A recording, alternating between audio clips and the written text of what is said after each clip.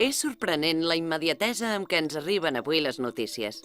La premsa escrita ens permet conèixer el que passa al voltant nostre, ens permet informar-nos i fa que puguem formar-nos opinió sobre els esdeveniments que passen en el món en què vivim.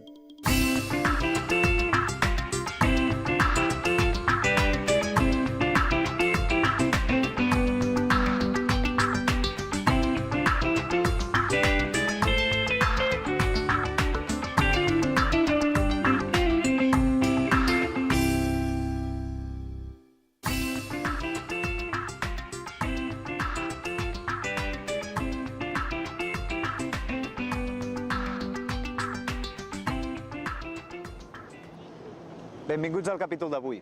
En aquesta unitat veurem precisament això. Quin és el camí que segueixen les notícies? Com es rep, com s'escriu i com es presenta la informació perquè nosaltres puguem llegir el diari cada dia. També veurem que els diaris han evolucionat molt gràcies a la tècnica i la gran importància que la tècnica té en l'actualitat. A més, veurem la relació entre la situació social i política i el periodisme. La millor manera de començar el capítol, però, és veure quina és la feina del periodista. Josep Pla es va dedicar intensament al periodisme. Aquest escriptor empordanès va afirmar: «La primera obligació de tot escriptor és observar, relatar i manifestar l'època en què es troba». Aquesta afirmació també es pot aplicar als periodistes. És a dir, que la feina dels periodistes és explicar els fets que passen al voltant nostre. Ja a l'edat mitjana es van escriure textos que recollien els fets d'aquella època. Durant els segles XIII i XIV, els grans cronistes Ramon Muntaner, Bernat Desclot, Jaume I i Pere el Cerimoniós van deixar constància, a les cròniques, de la seva història, dels fets que havien viscut, i per això podrien ser considerats antecedents allunyats de les cròniques de premsa modernes. Aquests homes van viure en una època, la medieval, on ni tan sols hi havia els diaris encara. Però, tot i així, se'ls considera els antecedents del periodisme per una raó molt senzilla. Van explicar els fets de la seva època. Van escriure el que s'anomena les 4 grans cròniques. Aquests llibres expliquen les gestes i les vides de reis catalans medievals. És cert que alguns d'ells n'eren els protagonistes i que, per tant, podien no ser objectius. Però, sigui com sigui, és un primer intent d'explicar els fets d'una època determinada. Des d'aleshores ha plogut molt. Ara les notícies ja no les expliquen els propis protagonistes, ho fan els periodistes. Però l'objectiu segueix sent el mateix, explicar quins fets passen al nostre voltant. L'ideal és que el periodista es trobi al lloc dels fets quan passen per poder explicar què succeeix. Però això no sempre és possible. Hi ha fets que passen d'amagat, situacions que passen tan lluny que és impossible que el periodista hi sigui. Actualment, els diaris tenen 3 maneres d'aconseguir la informació. La primera és a través de les agències. Moltes de les notícies que llegim als diaris provenen de les agències. Una agència de notícies és una empresa que té periodistes per tot el món. Aquests periodistes sí que són als llocs dels fets. Veuen el que passa i ho envien als diaris que ho volen. L'agència France Press o Reuters tenen un gran prestigi internacional.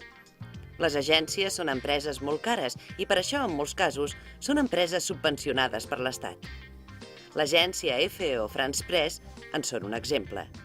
Hi ha diaris, però, que a més de fiar-se dels periodistes de les agències, envien els seus homes als llocs dels fets. Són els corresponsals. Un atac que, si es produeix, segons el president de la Lliga de Països Àrabs, serà com obrir les portes de l'infern. Esteve Soler, TV3, Jerusalem. Aquests homes han viatjat fins al lloc on s'ha produït la notícia. Són els corresponsals. Acostumen a ser els diaris més importants i amb més tiratge els qui tenen un corresponsal. Tenir un periodista a l'estranger és més car que no pas pagar els serveis d'una agència. Els corresponsals acostumen a estar situats a les grans ciutats i des d'allà intenten cobrir tot un territori. Els corresponsals normalment s'envien a les ciutats del món on és més probable que passin coses. És més lògic enviar un corresponsal a Jerusalem que no pas a Estocolm. Si mai un gran esdeveniment té lloc a Estocolm, s'hi enviarà provisionalment un periodista a cobrir la notícia des d'allà durant uns dies. El periodista gairebé mai no es troba al lloc dels fets. Per poder obtenir les dades d'una notícia, hi ha persones, entitats o documents que proporcionen la informació necessària per poder escriure la notícia. Són les fonts. És gràcies a les fonts que els periodistes aconsegueixen informació. Qualsevol persona pot ser una font d'informació. Per exemple, si hi ha hagut un accident, el més lògic és que el periodista truqui als hospitals per saber si hi ha hagut ferits. Els treballadors de l'hospital, en aquest cas, seran una font d'informació. I com sap el periodista que el que li diu la font és veritat?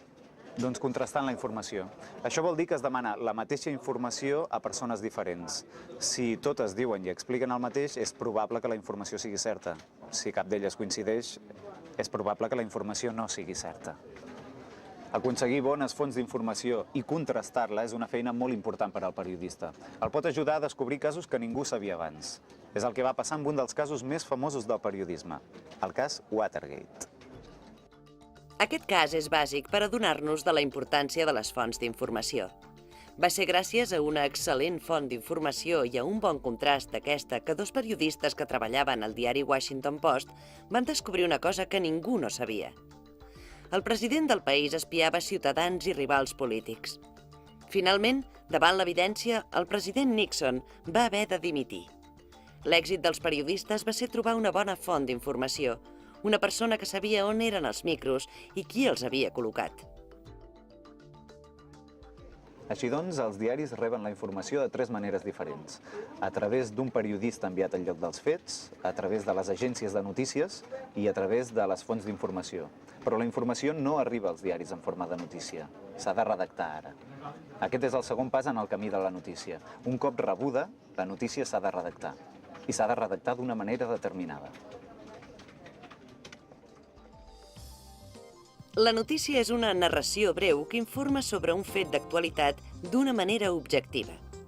La finalitat de la notícia és donar informació i per esbrinar les dades més destacables d'una informació cal contestar 6 preguntes bàsiques. Què? És a dir, què ha passat? Qui? És el protagonista de la notícia. Com? És a dir, la manera com han passat els fets. Quan? El moment en què s'ha produït l'esdeveniment. On? És a dir, el lloc en què se situa el fet. I per què? Es refereix al motiu de la notícia. Aquests 6 interrogants, en anglès, contenen la lletra W. Per això també són coneguts amb el nom de les 6 W. Aquestes són les 6 preguntes que ha de respondre una notícia. Una altra norma que cal seguir és redactar la notícia de manera que el més important estigui al començament del text. El què i el qui, per exemple, són el primer que es vol saber. Després, si de cas, ja explicarem el com. Es pot deixar per més endavant. Aquesta manera d'organitzar la informació s'anomena piràmide invertida. Per buscar i mantenir l'atenció dels lectors i les lectores, a més de permetre una lectura fàcil, cal tenir en compte alguns aspectes relacionats amb la redacció de notícies. Primer, s'ha de donar el màxim d'informació en el menor nombre de paraules. Segon, les frases han de ser breus, simples i han de constar de subjecte, verb i predicat. I tercer, s'ha de fer servir una llengua comprensible per tothom i per això els periodistes utilitzen la llengua estàndard. D'aquesta manera, les notícies seran fàcils de llegir per al públic.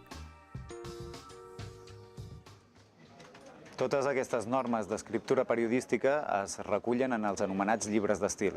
Aquests llibres, com el que tinc a les mans, són manuals que recullen les normes de redacció periodística dels diaris. El seu objectiu és unificar els criteris d'estil de tots els periodistes que hi treballen. Per exemple, s'intenta evitar l'ús de paraules amb connotacions sexistes o racistes. S'intenta unificar la terminologia referent a la política. És un manual d'estil. Ara, si hem seguit totes aquestes normes, podem fer el darrer pas en la confecció d'una notícia, la seva maquetació. Maquetar significa donar un aspecte formal al diari. Escollir quin tipus de lletres farem servir o triar quines fotografies i de quina mida les imprimirem. La tipografia permetrà escollir el tipus de lletra més fàcil i entenedora de llegir. La composició del text farà que, en el seu conjunt, sigui més comprensible, que sigui un text que entri millor pels ulls. Aquesta part del diari és molt més important del que sembla i, per això, cada cert temps, els diaris canvien el seu disseny i el maqueten de manera diferent. Un altre aspecte molt important en la presentació de la informació és la part gràfica. Mapes, dibuixos, icones o esquemes són cada vegada més presents als diaris. Per sobre de tot, però, la fotografia periodística constitueix la imatge gràfica més potent dels diaris. Hi ha moltes coses que la fotografia explica per si sola. A vegades és cert que una imatge val més que 1000 paraules. Però no sempre els diaris han tingut a les seves mans una tecnologia tan útil com l'actual. L'evolució del periodisme es pot veure també des del punt de vista de la tècnica. No és el mateix escriure un diari ara que fa anys quan no hi havia ni tan sols telègrafs o telèfons per passar-se la informació. La tècnica i la seva evolució també han marcat els diaris. Els diaris no s'entenen sense aquest invent, la premsa. Aquesta màquina va ser inventada per Gutenberg al segle XV. El seu primer objectiu, però, no van ser els diaris. Aleshores no existien. El seu objectiu va ser un altre. Els primers beneficiaris de la impremta van ser els llibres. Fins aleshores s'havien de copiar a mà. Era un procés lent i costós. A partir de l'aparició de la impremta, els llibres es podien copiar a màquina, i no només els llibres. L'invent es va aplicar a altres formats. Així es van començar a imprimir fulls informatius i, més tard, gasetes. És a dir, la premsa de Gutenberg va ajudar molt a fer néixer el periodisme modern. La tècnica va ajudar al naixement del periodisme. De mica en mica, la impremta va anar millorant tècnicament. Cada pas de la tècnica era un pas que ajudava al periodisme. Va ser a cavall dels segles XIX i XX quan van aparèixer els grans invents tecnològics.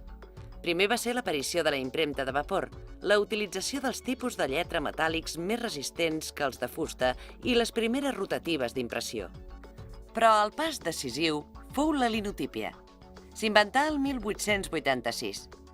Aquest avenç permetia que la composició del text fos molt més ràpida. Es podien fer molts més diaris en el mateix temps. Un altre gran pas endavant va ser la invenció del telègraf i del telèfon. També es va inventar a finals del segle XIX. Gràcies a aquests dos invents, les notícies i les cròniques podien arribar a tot arreu i al mateix dia. Es podia informar d'un fet i que se n'assabentessin a molts quilòmetres de distància i gairebé a l'instant. Fins a l'aparició del telègraf, això no passava. La majoria de notícies provenien d'un ambient molt pròxim. Per això, la majoria de diaris es limitaven a ser diaris locals o comarcals. Però ens equivocaríem si només estudiéssim la història de la premsa a través de la tècnica. És cert que la tècnica ha canviat i transformat els diaris. Ara, per exemple, internet permet que els diaris s'actualitzin molt més ràpid. Però la tècnica no pot explicar tota l'evolució dels diaris. S'ha d'estudiar la història de la premsa tenint en compte que les condicions socials i polítiques poden marcar la història dels diaris. Al segle XIX van ser els conflictes armats els que van provocar l'aparició dels diaris polítics i de partit. En moltes ocasions van ser els mateixos partits polítics els que pagaven i fabricaven un diari per donar expressió a les seves idees. Tothom volia tenir un òrgan d'opinió. Un exemple d'això és La Veu de Catalunya. Aquest diari va ser fundat per un polític, Enric Prat de la Riba, i va servir per expressar les idees del seu partit, la Lliga. En aquests moments, els diaris apareixien per la voluntat d'expressar idees polítiques, però també podien desaparèixer per motius polítics. Durant la Guerra Civil i el franquisme, la premsa en català va estar prohibida. Es van tancar multitud de publicacions i els diaris que sortien en castellà havien de passar un procés de censura. Els diaris, sota la dictadura, no tenien la capacitat d'expressar-se lliurement. La política, tant o més que la tècnica, pot alterar la història d'un diari. Una demostració d'això és la transició. Es va haver d'esperar 40 anys per tornar a recuperar llibertats. I la conseqüència va ser immediata. Durant els primers anys de la transició van aparèixer nous diaris.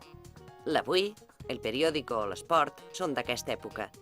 De fet, la majoria de premsa que es llegeix a casa nostra és relativament recent i només La Vanguardia i El Mundo Deportivo es poden considerar com a diaris centenaris. Per tant, els diaris també venen marcats i molt per la situació social en què es troba un país. En èpoques de censura, potser els periodistes sí que són capaços de rebre la informació. Potser sí que els periodistes poden saber què passa, però no ho poden publicar. Ara veurem precisament com es publiquen les notícies en un diari. Però ens oblidarem de les influències de la tècnica i la política i ens centrarem només en l'estructura de la notícia. Com se'ns presenten les notícies? Una de les primeres coses que destaquen en un diari són els titulars. L'objectiu dels titulars és cridar l'atenció del lector i acostumen a jugar amb les paraules. Permeten saber d'un cop d'ull el més important de la jornada. Només llegint el titular sabrem si ens interessa o no llegir tota la notícia. Hi ha els titulars d'impacte, que apareixen a la primera plana del diari, i els titulars informatius, que recullen breument l'essència de la resta de notícies. L'estructura d'una notícia es completa amb aquests elements: l'entradeta, el cos i els titulets. L'entradeta és el primer paràgraf de la notícia i hi trobem una síntesi de les dades més importants. En el cos és on s'expliquen els detalls referents a l'esdeveniment. Els titulets anuncien els diferents aspectes que s'expliquen en el text. Però en un diari no només hi llegim notícies. En un diari també hi llegim l'editorial i les columnes d'opinió. Es pot dividir la informació que apareix en un diari en dos grans blocs: els gèneres d'opinió i els gèneres informatius. Entre els gèneres d'opinió, per exemple, l'editorial indica quina és la ideologia política del diari. L'escriu el director o el consell de redacció, però no va signat. Els articles, en canvi, van signats i només responen a l'opinió d'un periodista. En aquests hi exposa el seu pensament o la seva valoració sobre art, ciència, política o qualsevol altre tema. Quan l'article apareix amb regularitat i l'escriu sempre el mateix col·laborador, aleshores parlem de columna. Sovint són textos amb un estil més propi de la literatura que no pas del periodisme. La crítica és un altre gènere d'opinió. És un comentari sobre espectacles. Barreja la informació sobre una pel·lícula, una obra de teatre o un concert amb l'opinió del crític que la signa. Tots aquests gèneres d'opinió fan servir l'estil literari. Són gèneres on la figura retòrica no és mal vista. D'aquesta manera s'atrau l'atenció del lector. A més, com que molts van signats excepte l'ús de la primera persona.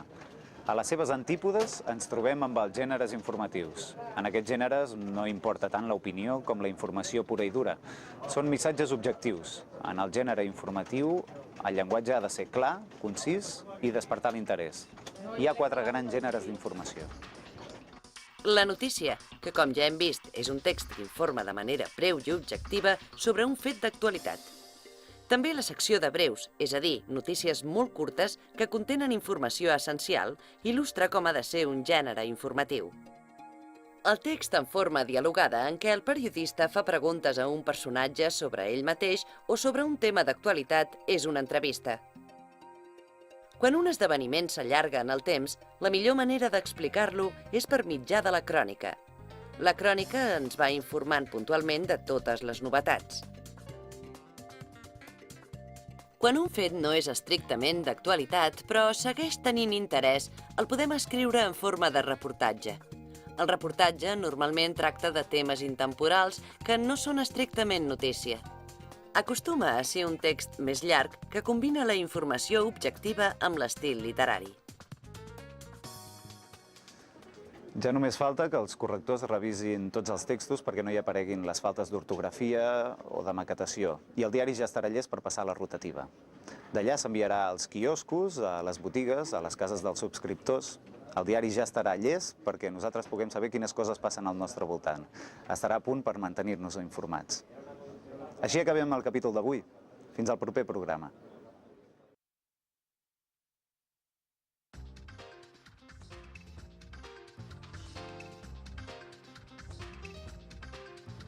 En aquesta unitat hem vist que l'objectiu del periodisme és explicar els fets que passen al seu voltant. Per saber què passa al seu voltant, els periodistes tenen diverses maneres d'aconseguir informació. Amb les pistes que us donem, podríeu dir-ne 3? Exacte.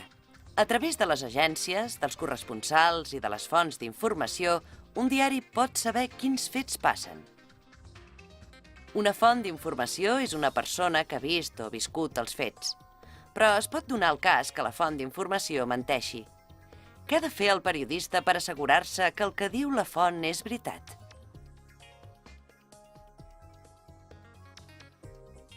La resposta correcta és la 1. El periodista haurà de contrastar la informació. Si diverses persones expliquen el mateix, la informació es pot donar per bona. A l'hora de redactar una notícia, el periodista ha de seguir la norma de les 6 W. D'aquesta manera explicarà tot el necessari. A continuació us donem 3 de les preguntes que ha de respondre una notícia. Sabríeu omplir les 3 que falten? Qui, quan i per què? S'ha d'intentar que una notícia respongui totes aquestes preguntes. A l'hora de presentar la informació al públic, els diaris maqueten les seves pàgines. Recordeu què vol dir exactament maquetar?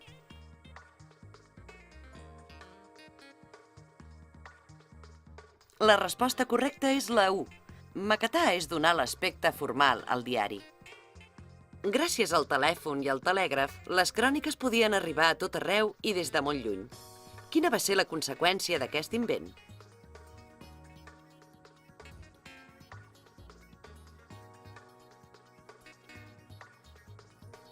La resposta correcta és que els diaris van començar a ampliar el seu radi d'acció. En el capítol d'avui també hem vist la relació entre premsa i societat. Hem vist que durant el segle XIX van aparèixer diaris que eren fundats i pagats directament per partits polítics. Anys després, el franquisme va clausurar molts diaris. No va ser fins la transició que van començar a aparèixer diaris nous. Podríeu dir quins d'aquests diaris van aparèixer durant la transició? Tant l'Avui com El Periódico van néixer després de la mort de Franco. La Vanguardia, en canvi, és anterior. L'últim apartat d'avui l'hem dedicat a veure l'estructura de la notícia. Hem vist què és un titular, què és una entradeta o què és un titulet. A continuació us mostrarem una frase. Podríeu dir de què es tracta?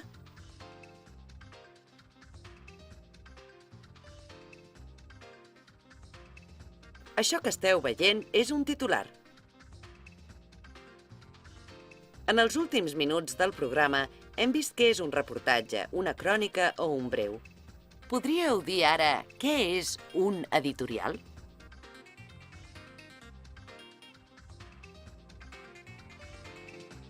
La resposta correcta és la 1. L'editorial és l'opinió del diari i no va signat.